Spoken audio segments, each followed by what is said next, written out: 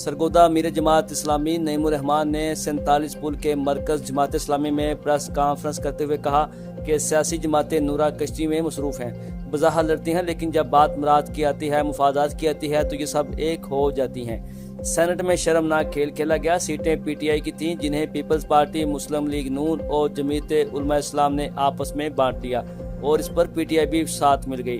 हुकूमत अपनी मुराद कम करने की बजाय अवाम पर मजीद बोझ डालती जा रही है। बिजली के बिल में जो टैरिफ वसूल किया जा रहा है उसे कम किया जाए। वज़ीर आज़म को जवाब देना चाहिए कि 244 अरब की ओवर बिलिंग क्यों की गई। पंजाब हुकूमत के हवाले से अमीर जमात का कहना था कि पंजाब में अमन अमान की सूरत हाल इंतहाई अबतर है। अगवा बर तावान, कत्लो गारत करी आम है।